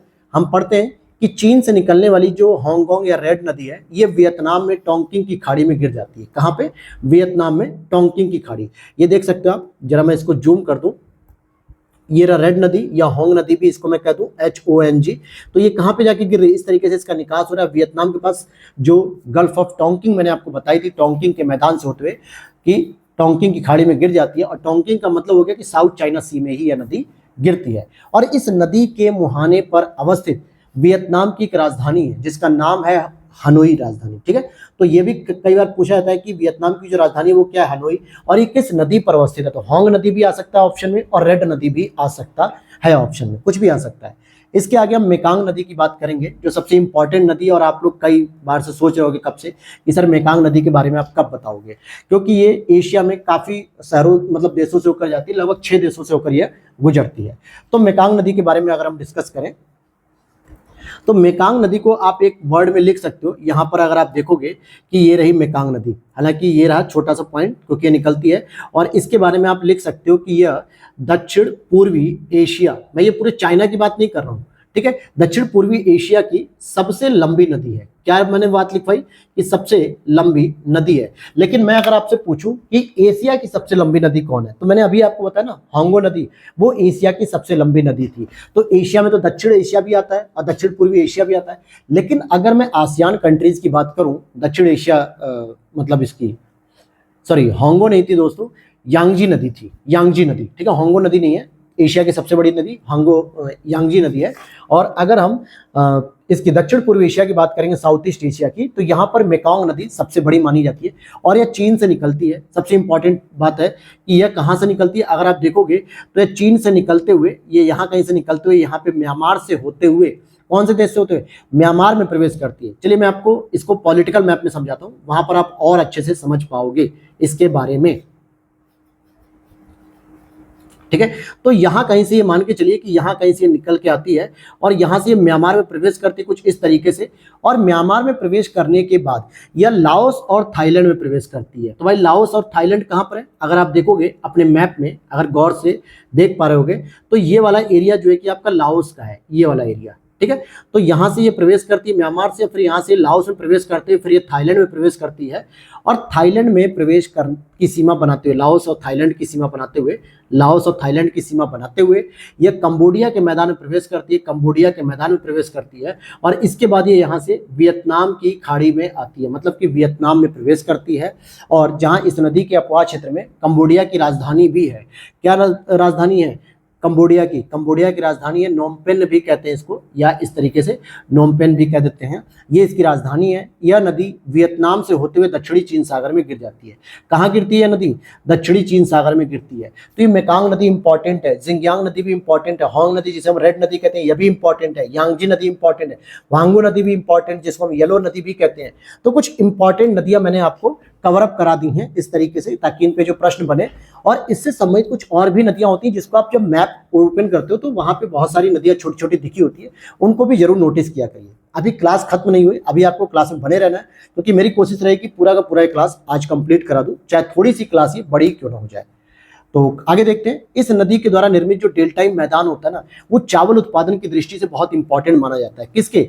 जो मेकॉन्ग नदी है, इससे चावल निर्मित उत्पादन जो है कि बहुत इंपॉर्टेंट माना जाता है। तो यहाँ पर आप देखोगे कि मेकॉन्ग नदी जो है कि कुछ इस जगह पे आके गिरती है। तो ये वाला जो डेल्टाई मैदान होता है जो मेकॉन्ग नदी का होता है, ये चावल उत्पादन के लिए सबसे इंपॉर्टेंट है। किसके उत्पादन के लिए? चावल उत्पादन के लिए। और दक्षिण पूर्व एशिया की सबसे महत्वपूर्ण क्षेत्र भी होता है, इसलिए इसे साउथ ईस्ट एशिया का राइस बाउल भी कहते हैं। यानी इस लोकेशन को हम लोग क्या कह सकते हैं? राइस बाउल, यानी कि चावल का कटोरा भी कह सकते हैं। राइस बाउल किसका? साउथ ईस्ट एशिया का। ठीक है, साउथ ईस्ट एशिया का, क्योंकि एशिया तो बहुत बड़ा होता है, लेकिन इसको हम चावल का कटोरा भी कह सकते हैं। अब यहाँ पर थाईलैंड की एक महत्वपूर्ण नदी आपको देखने को मिलेगी, चायो प्राया। ठीक है, थाईलैंड की एक महत्वपूर्ण नदी जो कि चायो प्राया है। और यहाँ पर आप देखोगे कि दक्षिणी चीन सागर के थाईलैंड की खाड़ी में गिरती है, यानी कि गल्फ ऑफ थाईलैंड में गिरती है। और गल्फ ऑफ टोंकिंग और गल्फ ऑफ थाईलैंड, ये दोनों ही गल्फ आपको कहाँ देखने को मिलेंगी? साउथ चाइना सी में, मैंने बताया था। और यहाँ पे थाईलैंड की खाड़ी में गिर जाती है। इस नदी के मुहाने पर अवस्थित थाईलैंड की एक राजधानी भी है जो कि बैंकॉक कहलाती है। क्या कहलाती है? बैंकॉक। ठीक है, तो थाईलैंड की राजधानी किसके मुहाने पर है? चायो प्राया के मुहाने पर है। वहीं मेकॉन्ग नदी की मतलब मेकॉन्ग नदी के तट पे किसकी राजधानी मिली थी? कंबोडिया की नोमपेन नदी मतलब राजधानी मिली थी। वहीं वियतनाम की एक राजधानी मिली थी हनोई, जो रेड नदी या होंगो नदी पर स्थित है, होंग नदी पर। तो इस तरीके से नदियों को भी आपको पता होना चाहिए कौन कौन सी नदी पे कौन सी राजधानियां अवस्थित हैं। तो आप यहाँ पर देखोगे बैंकॉक भी चायो प्राया के तट पर अवस्थित है और ये गल्फ ऑफ थाईलैंड में गिरती है। इसके बाद आप देखोगे कि बैंकॉक दक्षिण पूर्व एशिया में जलयान उद्योग के लिए भी बहुत फेमस है। किसके लिए फेमस है दोस्तों? जलयान उद्योग।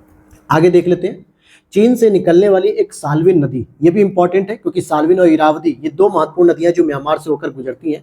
आप यहाँ पे देखोगे कि चाइना से होते हुए आती है ये नदी, एक इंपॉर्टेंट है साल्विन नदी, और एक दूसरी इंपॉर्टेंट नदी है इरावदी नदी। ये दो महत्वपूर्ण नदियां हैं म्यांमार की।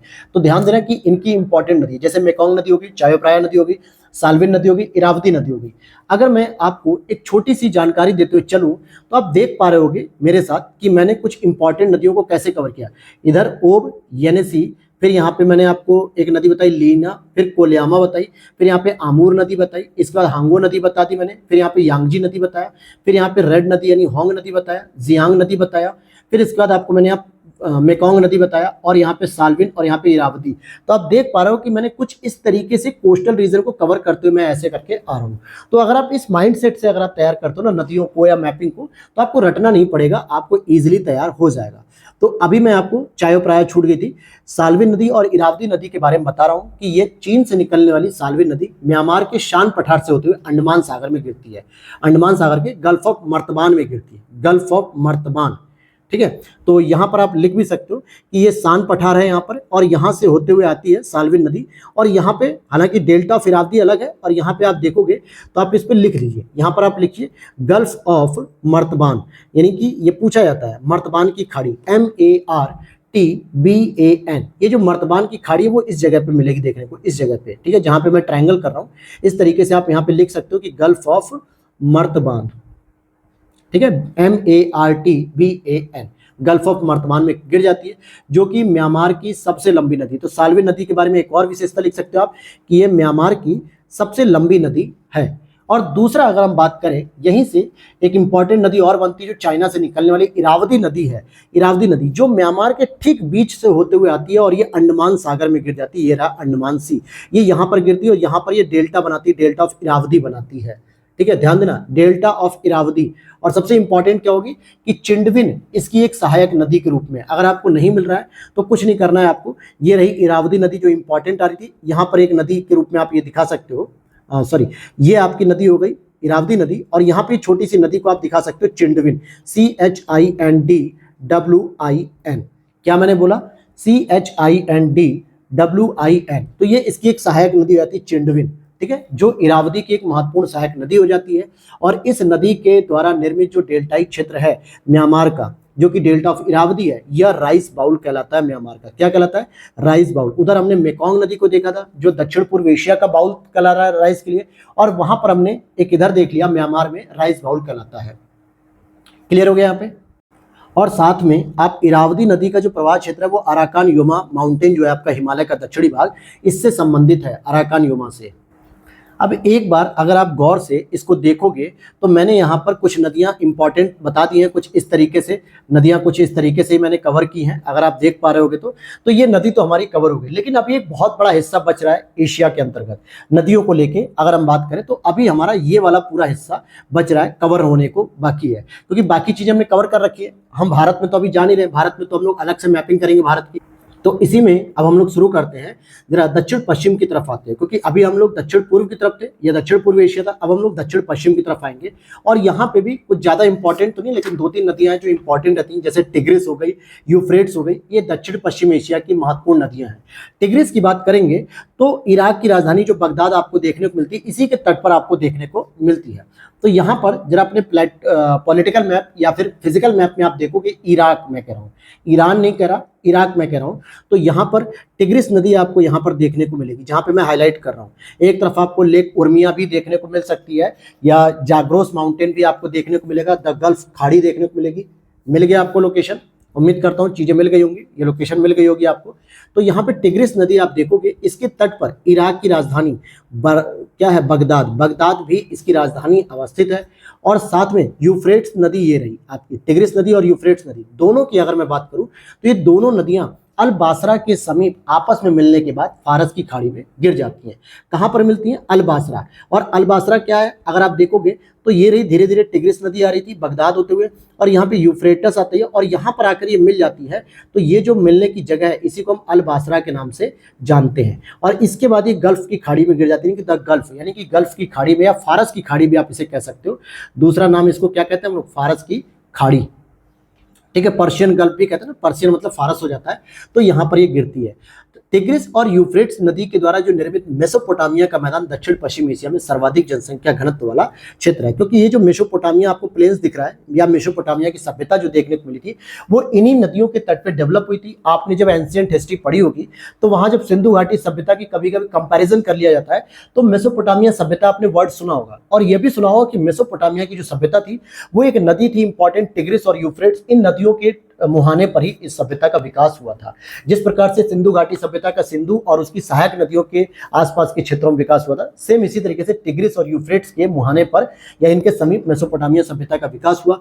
और इस वजह से यहाँ पर सबसे अधिक जनसंख्या भी रहती है, और यह सबसे विकसित कृषि प्रदेश भी माना जाता है। यहाँ पे अनाज और फसलों में गेहूं का सर्वाधिक उत्पादन होता है, और व्यापार के उद्देश्य से खजूर का अधिक मात्रा में यहाँ पे उत्पादन होता है, क्योंकि ये जो क्षेत्र है डेजर्टिक क्षेत्र, यानी कि जो हम कह सकते हैं कि रेगिस्तानी क्षेत्र है, और रेगिस्तानी क्षेत्र में कम पानी में भी खजूर की खेती अच्छी हो जाती है। अब यहीं पर आप अगर पॉलिटिकल मैप में आ जाओ, क्योंकि जॉर्डन इजराइल को लेकर अक्सर आप कंफ्यूज रहते हो, तो अगर आपने यहाँ पर देख लिया होगा कि ये रहा अल बासरा, अल बासरा के पास यहाँ पे मिल जाती है एक टिग्रिस नदी और एक यूफ्रेट्स नदी, और उसके बाद गल्फ ऑफ पर्शियन या द गल्फ में गिर जाती है। फिर यहाँ पर जॉर्डन आपको देखने को मिलेगा, जॉर्डन और डेड सी ऑफ गैलिलिक के मध्य निर्मित भ्रंश घाटी में जॉर्डन नदी का एक अपवाह तंत्र भी है। आपको अगर इसमें नहीं मिल रहा है तो आप पॉलिटिकल मैप की जगह अपने फिजिकल मैप में आ जाइए, जैसे मुझे भी नहीं मिल रहा है, इसीलिए मैं आपको यहाँ लेकर आ रहा हूँ। तो यहाँ पर आप देख सकते हो कि ये लिखा हुआ है डेड सी, ठीक है। क्या लिखा हुआ है, ये डेड सी लिखा हुआ है। तो यहाँ पर जो जॉर्डन में डेड सी और सी ऑफ गैलिलिक भी यहीं पर देखने को मिलेगा आपको। तो ये छोटी छोटी लोकेशन है जो अंतःस्थलीय अपवाह का उदाहरण बन जाती है। और इसी तरीके से दो एक और इम्पॉर्टेंट नदी है, अगर मैं बात करूं, जैसे क्योंकि अभी मैं लेक वगैरह भी सारी चीजें कराऊंगा एशिया में कहाँ लेक कि कहाँ पे है। और अगर मैं इसमें आपको बात कराऊं कि अमू दारिया और सिर दारिया, अगर आपको इसमें नहीं समझ में आ रहा तो पॉलिटिकल मैप में आ जाइए। यहाँ पर आप देखोगे कि अमू दारिया और सिर दारिया दो इंपॉर्टेंट नदियां हैं जो कजाकिस्तान और उज्बेकिस्तान की सीमा पर अवस्थित हैं। अमू दारिया, सिर दारिया यहाँ पर आपको देखने को मिलेंगे। देखिए ये रहा सिर दारिया, और इसी की तरफ आपको एक अमू दारिया देखने को मिलता है। तो एक कजाकिस्तान और ये उज्बेकिस्तान के समीप है, और यहाँ पे अरल सागर इन्हीं दो देशों के मध्य स्थित है। इसी में ये नदियां आकर गिर जाती हैं। अगर फिजिकल मैप में आपको दिखाना चाहूँ मैं, तो आप यहाँ पर देख सकते हो फिजिकल मैप में इस तरीके से ये रहा, ये देखिए अमू दारिया और ये सिर दारिया, ये दोनों नदियां आके आपस में यहाँ पे अरल सी में गिर जाती है। और अरल सी किसके बीच में, इधर कजाकिस्तान है और इधर उज्बेकिस्तान है। तो इन दो देशों के बीच में अरल सागर स्थित है। कई बार पूछा था कैस्पियन सागर किसके बीच में स्थित है, या फिर अरल सागर किसके बीच में स्थित है। तो ये प्रश्न जब पूछा था तो आप कंफ्यूज हो जाते हो कि दोनों में आपको लगता है तान वाले देश तो थे, लेकिन कौन सा तान था वो मैं कंफ्यूजन दूर कहता हूँ। अगर आप देखोगे यहाँ पे अरल सी देखने को मिल रहा है, जो कि कजाकिस्तान आपको नॉर्थ में देखने को मिलेगा, साउथ में आपको उज्बेकिस्तान, यहाँ पे सिरदारिया और अमुदारिया नदी देखने को मिलती है। लेकिन अगर मैं इसकी बात करूं बैकाल झील की, तो बैकाल झील तो आपको देखने को मिलती है रसिया में, लेकिन बाल्कस की बात करूं तो ये आपको कजाकिस्तान मिलेगी। हालांकि अभी मैं झील नहीं पढ़ा रहा हूं, अभी बस मैं आपको लोकेशन बता रहा हूं। कैस्पियन सागर के अगर समीप आप देखोगे कौन कौन से देश आते हैं तो जरा ध्यान से समझ लेना। तो कैस्पियन सागर में आप सबसे पहले तो आप इस क्षेत्र को देखो, ये क्षेत्र कौन सा है, रूस का है। ये क्षेत्र अगर आप देखो ग्रीन कलर का, ये क्षेत्र किसका है, कजाकिस्तान का है। फिर ये क्षेत्र किसका है, डार्क ग्रीन का, तुर्कमेनिस्तान का है। ये वाला क्षेत्र ब्लू वाला किसका है, तो ये ईरान का है। और यहाँ पे हल्का सा येलो कलर का देश आता है जो अजरबैजान होता है। तो रसिया, कजाकिस्तान, तुर्कमेनिस्तान, ईरान और आपको अजरबैजान देखने को मिलता है। इसमें कहीं भी उज्बेकिस्तान इसमें शामिल नहीं होता है, जबकि कजाकिस्तान होता है, क्योंकि उज्बेकिस्तान यहीं तक सीमित रह जाता है और उज्बेकिस्तान, कजाकिस्तान और अरल, मतलब कि इसके बीच में अरल और उज्बेकिस्तान रहते हैं, अरल सागर। तो यहाँ पे ये चीजें समझ में आ गई होंगी अब आपको। अब हम लोग आगे कवर करेंगे माउंटेन्स को। तो माउंटेन के लिए तो हमें पूरी तरीके से फिजिकल मैप में ही चलना पड़ेगा, और फिजिकल मैप पे बहुत सारे आपको एशिया माउंटेन देखने को मिलते हैं जो आप तैयार नहीं कर पाते हो कि किस लोकेशन पे कौन सा माउंटेन हम तैयार करें। तो आज हम लोग इसकी भी समस्या को खत्म कर देंगे। बिल्कुल क्लास में लास्ट तक बने रहिएगा, क्योंकि अभी माउंटेन्स में आपको पढ़ाऊंगा, अभी इंपॉर्टेंट लेक्स जो हैं, झीलें हैं, वो भी मैं आपको पढ़ाऊंगा, क्योंकि मैंने स्टेट जितने भी जल संधियां थी वो सारी बता दी आपको, और साथ में नदियों के बारे में बता दिया और स्टेट्स के बारे में बता दिया। अब हम लोग बात करेंगे माउंटेन और लेक, ये दो इंपॉर्टेंट चीज और बची हुई है, जिसके बाद आपका एशिया कॉन्टिनेंट भी खत्म हो जाएगा। लेकिन इसी में डेजर्ट भी मैं आपको बताऊंगा, तो ध्यान से समझते हुए चलना मेरे साथ। तो सबसे पहले तो मैं आपको भारत के ऊपर एक माउंटेन दिखाऊंगा, पामीर प्लेटू भी लिखा होता है वहां पे। तो वहां पर एक माउंटेन आपको देखने को मिलेगा। पहले तो आपको पामीर का पठार ढूंढना है या पामीर प्लेटू। अगर नहीं मिल रहा है तो आप अपने मोबाइल के डिस्प्ले पर देख सकते हो, जहां पर मैं आपको दिखाने जा रहा हूं, और वहां पर एक माउंटेन भी मिलेगा। ठीक है, तो अगर नहीं मिल रहा तो डिस्प्ले पर देखिए, ठीक है, मत ढूंढिए, मैं बता रहा हूँ। ये देखिए यहाँ पे पामीर लिखा हुआ है। क्या लिखा हुआ है, पामीर। यहाँ पे कराकोरम आपको देखने को मिलेगी, कराकोरम रेंज देखने को मिल रही होगी, और यहाँ पे कैलाश देखने को मिल रहा होगा, इसके नीचे हिमालय देखने को मिल रहा होगा। अब चीजें दिख पाई कि नहीं, जल्दी बताओ मुझे, दिखा कि नहीं दिखा? तो आप कहोगे जी सर हमें देखने को मिल गया। तो देखने को मिल गया तो आ जाओ, एक एक करके हम लोग शुरू कर देते हैं। पामीर का जो प्लेटू है, मैं प्लेटू ऑफ तिब्बत नहीं बता रहा हूँ, ध्यान देना, तिब्बत के पठार को नहीं कह रहा हूँ, मैं पामीर के प्लेटू को कह रहा हूँ। हालांकि बात एक ही है, मैं बस कंफ्यूज कर रहा हूँ आपको और कुछ नहीं। तो पामीर प्लेटू जहाँ पे आप देखोगे, इसी के पास माउंट कम्युनिज्म करके लिखा होता है।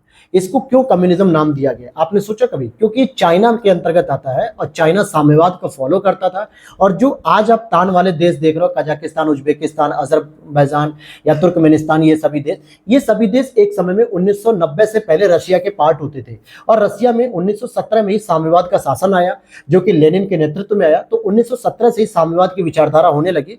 तो कई जगह जो है कि साम्यवादी विचारधाराओं को देखते हुए कुछ माउंटेन, नदियां, इन सब के नाम भी कुछ ऐसे ही डाले गए। तो यहाँ पे माउंट कम्युनिज्म नाम ही दे दिया गया कि हमारा एक माउंट होगा जो माउंट कम्युनिज्म के नाम से जाना जाएगा। तो ये रहा आपका पामीर के पास कम्युनिज्म। इसके बाद आप नीचे देखोगे तो कराकोरम माउंटेन आपको देखने को मिलेगी, और कराकोरम माउंटेन पे आपको केटू गार्डविन ऑस्टिन देखने को मिलेगी, जो वर्तमान पीओके अधिकृत क्षेत्र में आती है, पाक ऑक्युपाइड कश्मीर के अंतर्गत। लेकिन उसको भारत का ही पार्ट माना जाता है, और इसीलिए जो केटू गार्डविन ऑस्टिन है, ये भारत की सबसे ऊंची चोटी मानी जाती है।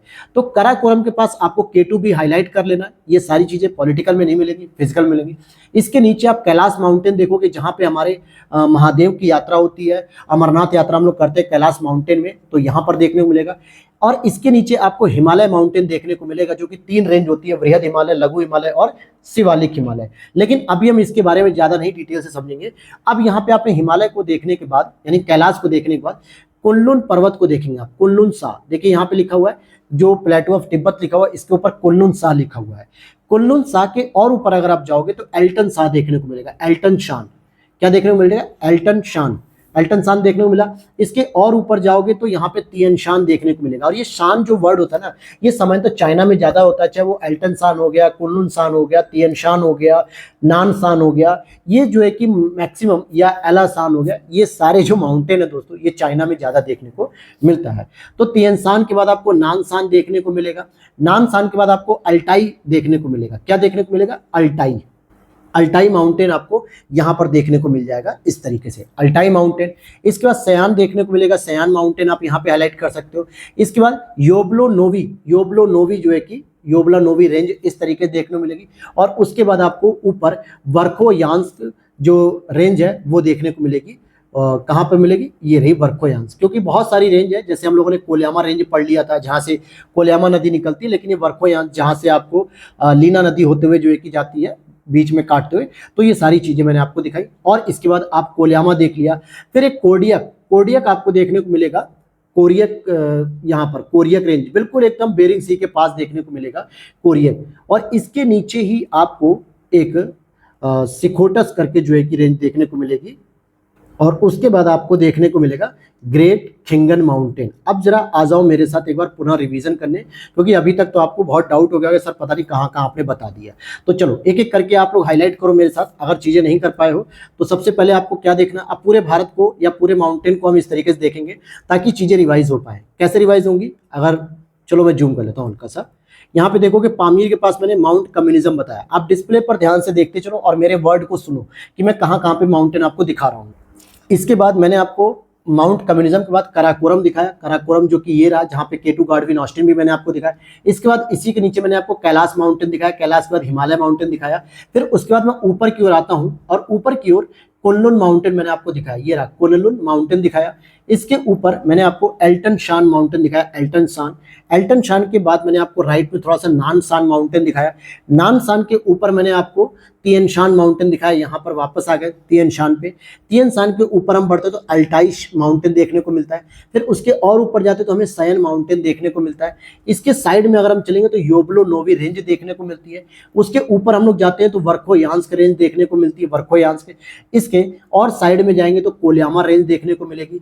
और इसके साइड में जाएंगे तो कोडियक रेंज देखने को मिलती है। और फिर हम एकदम से नीचे गिरते हैं भड़बड़ा के और ग्रेट खिंगन माउंटेन तक आ जाते हैं। ठीक है, ग्रेट खिंगन माउंटेन तक आ जाते हैं। ठीक है, तो ये इतने सारे माउंटेन मैंने आपको कवर कराए।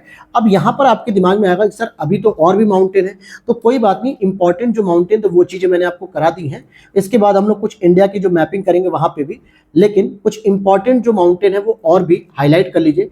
जैसे अगर आप देखोगे सुलेमान रेंज अक्सर पूछा जाता है, ये पाकिस्तान में आ जाती है। हिंदू कुश पर्वत आपसे पूछा जाता है, ये भी पाकिस्तान में आ जाती है, अफगानिस्तान के बॉर्डर पे। जाग्रोस पर्वत करके पूछा जाता है, ये आपके ईरान वाले पार्ट में आता है। एल्ब्रुज माउंटेन आपसे पूछा जाता है, ये आप देख सकते हो यहाँ पर एल्ब्रुज माउंटेन भी। तो ये पश्चिमी एशिया में भी मैंने कुछ माउंटेन आपको हाईलाइट करा दिए। अब अगर मैं इन छोटा कर देता हूँ तो आप देखोगे जितने भी इंपॉर्टेंट माउंटेन्स वो सारे कवर हो गए। जैसे Mount Communism, Karakoram, Kailash, Himalaya, Kunlun, एल्टनसा, नानसा, तियनसा, अल्टाई, शयान, योब्लुनोवी। और इसके ऊपर आप देखोगे यहाँ पे वर्खोयांस्क, कोलियामा, कोडियक, फिर उसका ग्रेट खिंगन, ये रेंज आपको देखने को मिली। ठीक है, इसके बाद अगर आप और भी देखोगे कुछ इस तरीके से कि सुलेमान रेंज, हिंदू कुश, चगाई, चाग्रोस मतलब जाग्रोस और एल्ब्रुज माउंटेन। तो ये कुछ इंपॉर्टेंट माउंटेन थे जो मैंने आपको बता दिए। और बाकी तो भारत के अंतर्गत हम लोग पढ़ेंगे, चाहे अरावली हो, विंध्यन हो, सतपुड़ा हो, वेस्टर्न घाट हो, और ये खासी हो, पटकाई बूम हो।